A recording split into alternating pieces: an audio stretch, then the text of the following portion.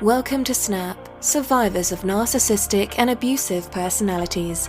This educational recovery podcast is presented by Claremont Mental Health and Mandy Friedman, licensed professional clinical counselor. This presentation contains vital information for survivors of abuse. Topics include the spectrum of abusive personalities, targets of abuse, abusive relationships, and survivors in recovery. We hope this information helps you gain solid footing and clarity as you navigate your road to recovery.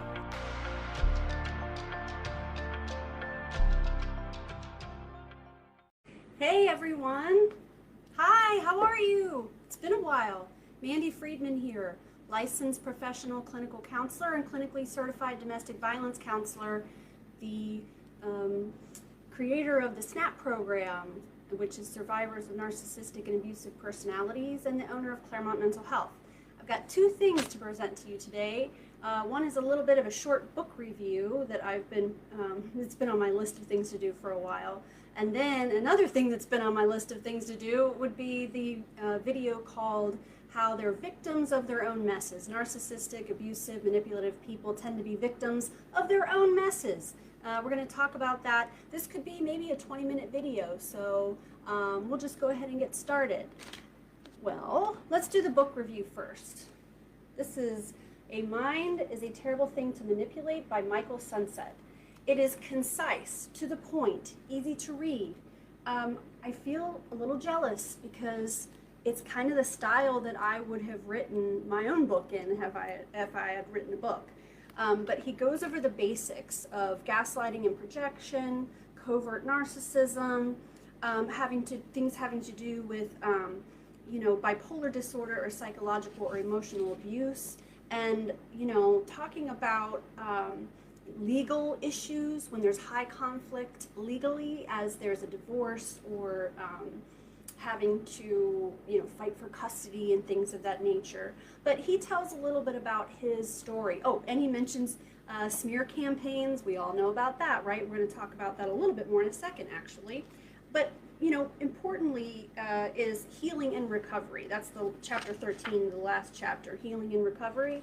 We have a class on that as well. The last class, the class 4 of our SNAP program, is Survivors in Recovery.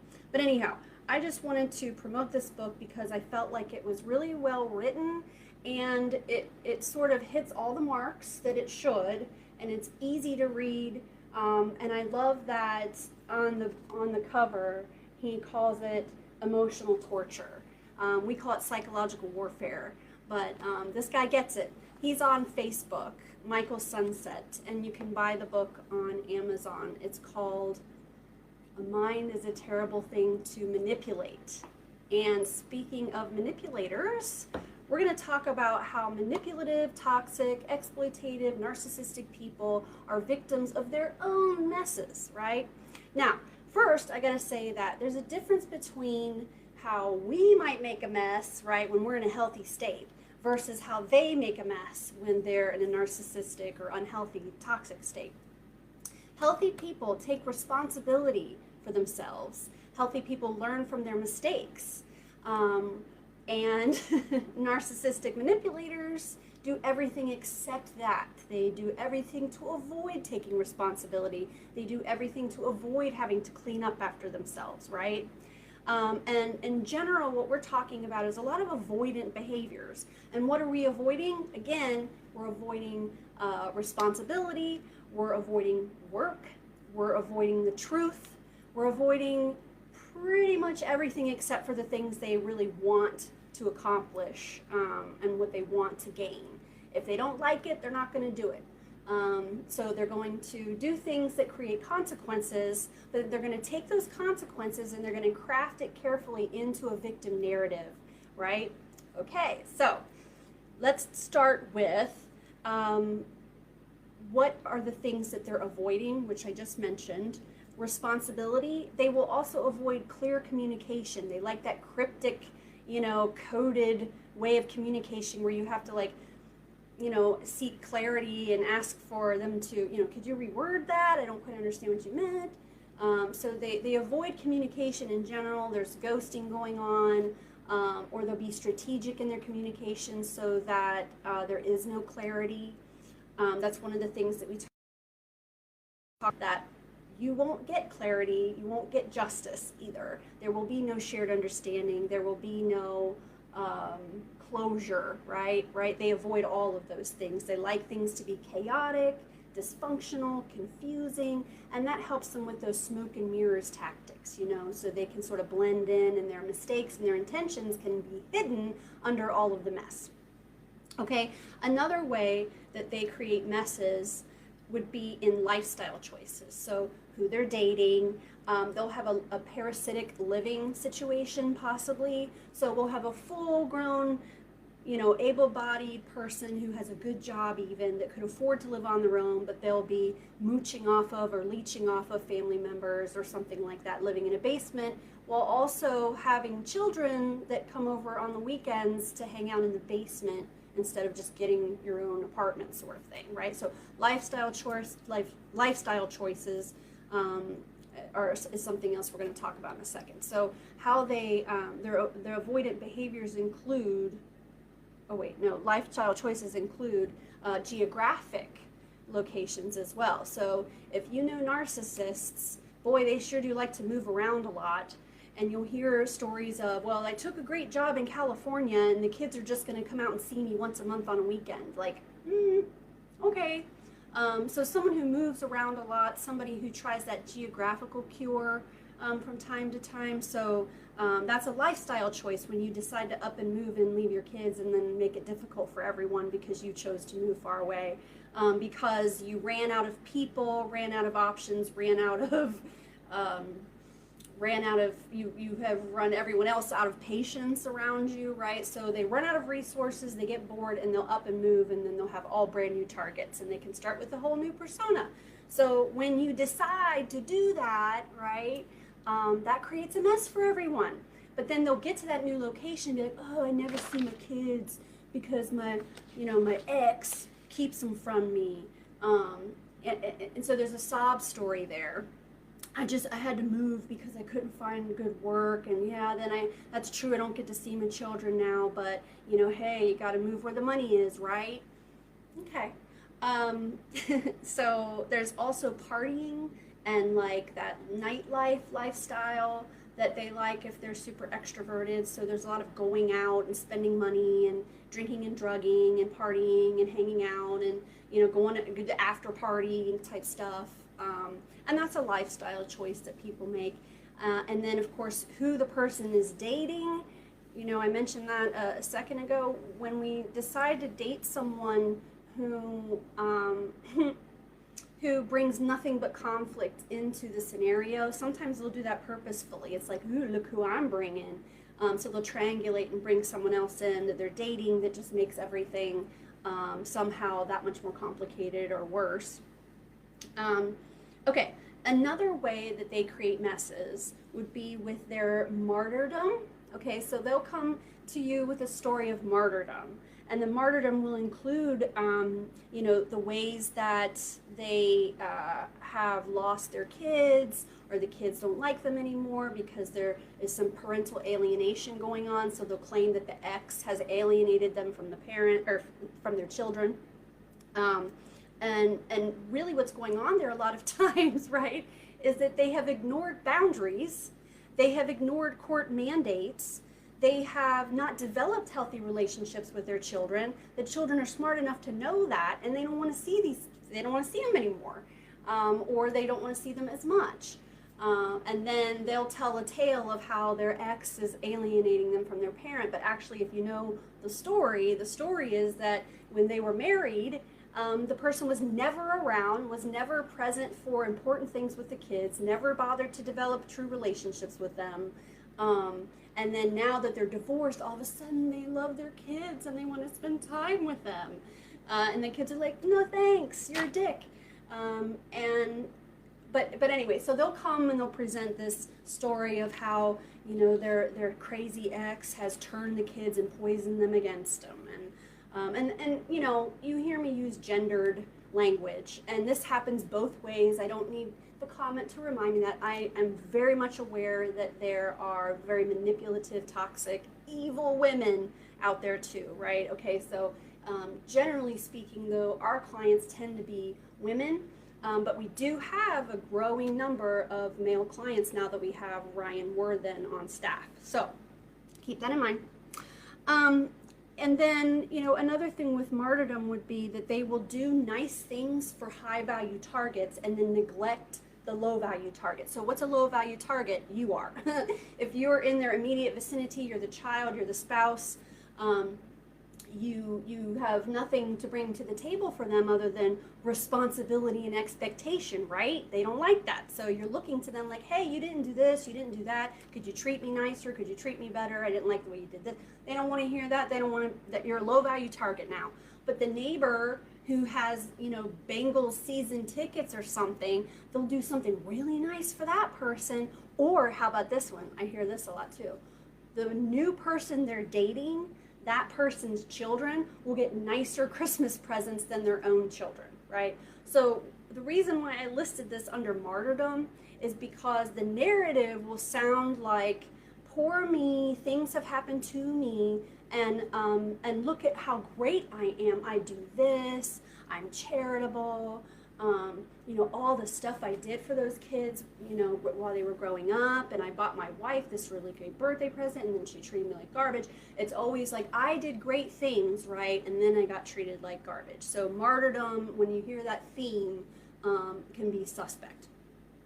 Now, I'm just going to quickly list a few more ways that they make messes and how they make those messes. And then we're going to talk about why it is that they use this particular manipulative practice. And some of these are funny because I actually have like stories in my head from my clients with examples of these things.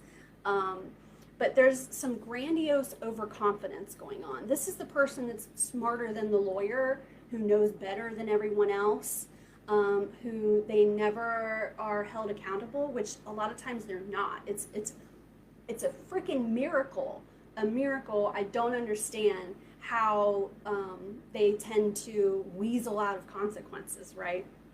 But they have this sort of grandiose overconfidence that things will go their way, and then what happens is that grandiose overconfidence results in a consequence, and then they use the consequence as the story of victimhood, right?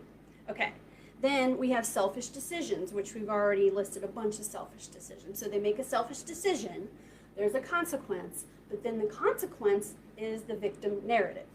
Then we have, not finishing things. And what kind of things would they not finish?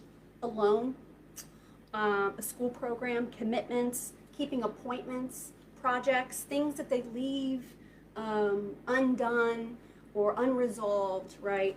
They will not finish stuff. And then there's all these dangling, hangling things all over the place. Now the doctor's office is going to charge a no-show fee.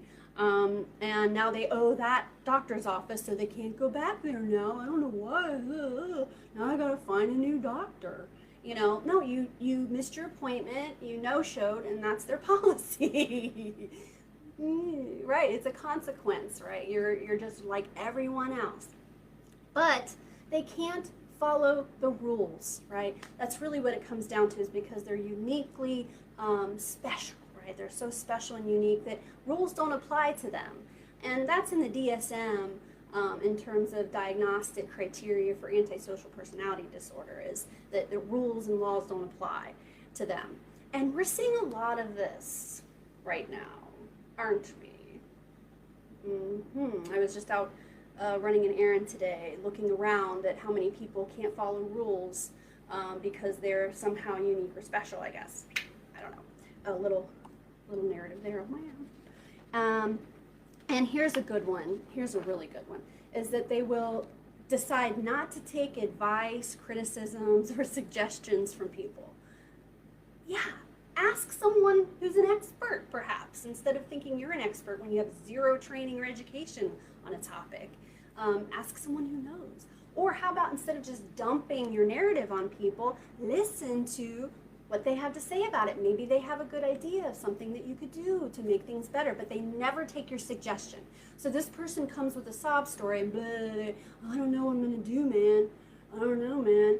And then, you might say, well, maybe you write your kids a letter and tell them how you feel and that you love them very much. He'll never write that letter. Oh, yeah, that's a good idea. He'll never do it. He'll never do it. So then the boss says, I'd appreciate it if you could dress a little nicer and show up on time, right? Now they're being persecuted. Oh, he picks on me. He picks on me. He's a victim. No, just stop dressing like a slob, and show up on time like regular people have to do because you're just a regular person like everyone else. Then they get written up at work, or they get suspended, or they get fired, and it's because the boss had it in for them, or there was a miscommunication, or this is a great one. I have no idea why I was fired. I don't know why I was fired. I have no idea. Okay. So, yeah, can't follow the rules, can't take suggestions or advice, and then there's some substance issues too in here sometimes, where someone has consequences because of their drinking and drugging, and they don't mention that part. They don't mention that they don't drive because they don't have a license now. They'll say that they don't drive because the ex-wife took their car and they can't afford it to replace it right now, and their boss has it in for them, so they don't have a job. And this other place they owe money to because there was a mix-up, and so I don't know why these bad things keep happening to me. Anyhow, now, why is it that they do these things? And I think it's pretty obvious, but we might as well just go ahead and say why. And one is to gain sympathy, because if you feel sorry for them, then you're more pliable and you're more easily manipulated because you have this sort of idea that they could use your help, right? So you will offer support, you'll offer an ear. So when you're sympathizing and they gain your sympathy, remember, narcissists thrive on attention and emotion. So they have your attention and you feel really bad for them. They love that. They love it, especially if it's a man and you're a woman and you feel bad for him. Oh, that poor guy. Gosh, he is such a nice guy. It's just too bad. He doesn't deserve that, man. Yeah. Yeah, but actually he created his own mess, right? Okay. And then they want to control the narrative, right? Remember smear campaigns? They're going to go around and make sure, they're going to triangulate, make sure this is what really happened. They're going to tell you this, but this is what happened. They need to control the narrative. That's a big thing for them. They're crafty about that. Controlling the narrative is pretty much everything because the narrative is their reality. Let me say that again. The narrative is their reality. That means that reality is malleable, reality is plastic and workable. As things happen in real life, they then shape it and craft it and twist it into a narrative, which then becomes their reality. Okay. And then also it will help them gain resources, so people will offer support. And so that could be resources like a place to live, or someone paying the bills, or gifts, or financial help, but other things as well. Then, of course, attention, which I mentioned a second ago. They love to be the center of attention, and they want your attention especially. But really, when it comes down to it, the reason that they're doing this is to avoid consequences, and then to be able to gaslight basically everyone that none of this happened. It's like there's a man behind the curtain, look over here, don't look over there, look over here. No, don't look at the man behind the curtain. This is what's going on, right? So it's smoke and mirror tactics so that they can just pretend like none of it exists, that none of it even happened, that they had nothing to do with it, right? And wipe the slate clean. And furthermore, now they have you that feels bad for them. Okay, I think I covered this. It wasn't exactly graceful the way that I did it, but I'm out of practice. So, like I've been saying, maybe I'll do more. We'll see. Maybe I'll even do another one today. All right. I hope everybody enjoyed this, and I hope you learned something, and we will see you next time. Bye. If you like this podcast, subscribe and leave us a review. Find Mandy Friedman, LPCC, CCDVC on YouTube and Facebook. Join the SNAP Survivors of Narcissistic and Abusive Personalities Facebook group and follow us on Instagram @theofficialsnap. Thanks for listening.